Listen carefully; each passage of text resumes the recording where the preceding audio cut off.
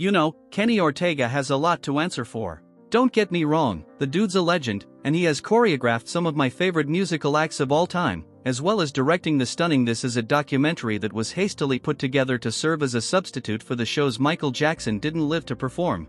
Ortega is very talented, and he knows how to combine music and dance with the world of film. I'll give him the benefit of the doubt and assume he didn't realize exactly what he was unleashing on the world with 2000's CX's High School Musical. As a teen, I avoided it because, despite being a theater kid, High School Musical was considered pretty lame. The movie was a smash success that established a very particular formula with which the Disney Channel would concoct all of its original content for the foreseeable future. Almost 20 years on, and that formula is not wavering. Zombies 4: Dawn of the Vampires is no exception. In fact, it may be one of the more egregious examples of said formula. I actually didn't hate the first Zombies movie, and while it still held all the hallmarks of a cheesy Kenny Ortega production, I loved the color, energy and production design of it, and thought it a pretty inventive way to teach young kids about the perils of segregation and racial inequality. Every Zombies movie since then has thrown another supernatural creature into the mix, each time watering down what gave the first one some weight, and now we've got werewolves, aliens, vampires, daywalkers, and somewhere there may even be a titular zombie. What is Zombies 4: Dawn of the Vampires about? What is Zombies 4 about, is a good question,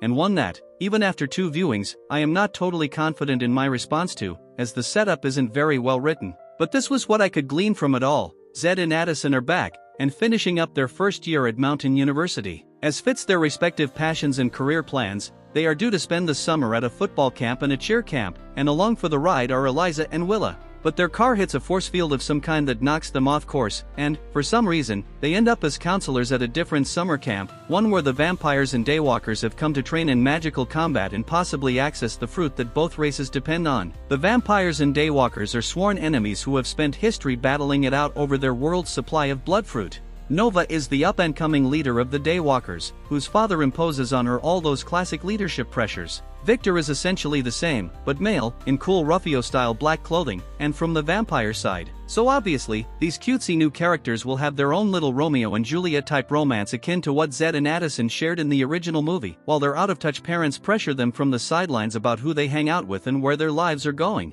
To top it all off, it's not like there's one of each of these supernatural breeds. Both have an army of their own kind behind them, including a handful of close friends per species, which ends up making for an incredibly cluttered movie. So much so that, despite being named Zombies, the original protagonist Zed feels sidelined in his own franchise. Zombies 4 has too much going on. In a strange way, Zombies 4 ends up being a sort of kiddie pop music version of a Friday the 13th movie. A bunch of characters at a summer camp, going on all their own little side quests that technically take up runtime, but do nothing to build a cohesive narrative or compelling characters. But while Friday the 13th has fun, inventive kills, Zombies has generic songs that sound exactly the same as each other. You couldn't pick an earworm out of this soundtrack if your life depended on it. It's not helped by the fact that these movies tend to use their songs in the least flattering way a musical theater production can. Everything grinds to a halt so they can sing and dance for 5 minutes. I'm of the opinion that good musicals use songs as a part of their storytelling, like, say, Evita does.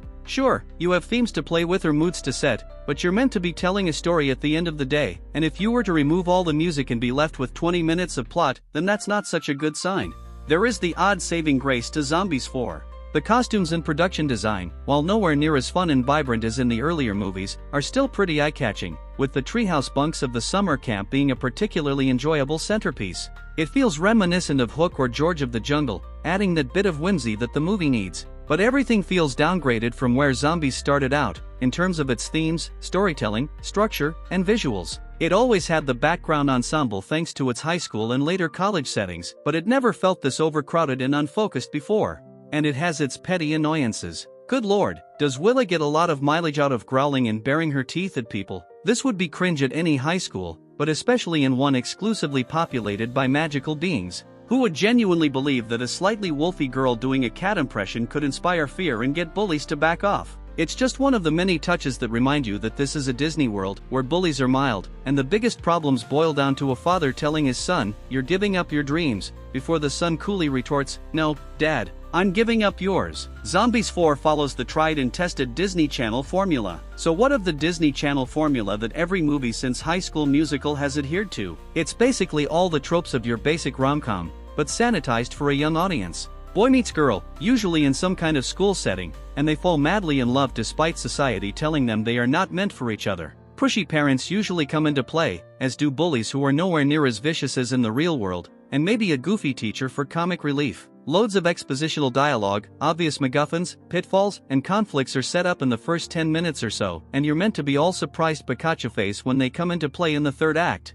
Of course, you have the midpoint misunderstanding in which the would-be lovers go their separate ways when a very basic conversation would save a lot of trouble. Surely Disney has a factory somewhere that produces its young stars? If not, they at the very least have a military-grade boot camp in which young performers are put through intensive training that will ensure they all end up looking, sounding, dancing, and acting the same. The guys are goofy and have cute swishy hair, and the girls do a lot of facial emoting and dramatic head turns towards the camera. They sing harmonious duets that have all the life sucked out of them by autotune. It's all polished to within an inch of its life, and you can practically hear the plastic squeaking. This is not a slight on the kids. They are all incredibly talented, and it's great that Disney Channel keeps churning out these little franchises that they can earn a decent living while playing to their strengths. But it's a stark reminder of why so few Disney Channel stars ever become serious adult performers. They must be so deeply indoctrinated with those childish tropes that they are hard to shake off, and admittedly, it takes a lot for audiences to see them as anything but smiley teeny boppers. I don't want to necessarily say it's an issue, and blame the director, the writer, or even the studio. These movies are safe, easy, and inoffensive musical theater fluff for young viewers to enjoy, and that's fine. They're really not meant to be taken seriously, but there is a glaring artificiality to them that feels cynical to adult eyes, as if the makers know that they only need to make pop music eye candy for kids, and that's all the effort they're willing to put in. It is common for people to dismiss such concerns because it's only a kids' movie, but as many great filmmakers have proven over the years, just because something is made for young viewers doesn't mean it can't be good. In fact, kids are more intuitive than they are often given credit for, and they deserve movies that meet them at that level. Perhaps Disney should get Robert Rodriguez for their next kids' musical franchise. He'd sort them out.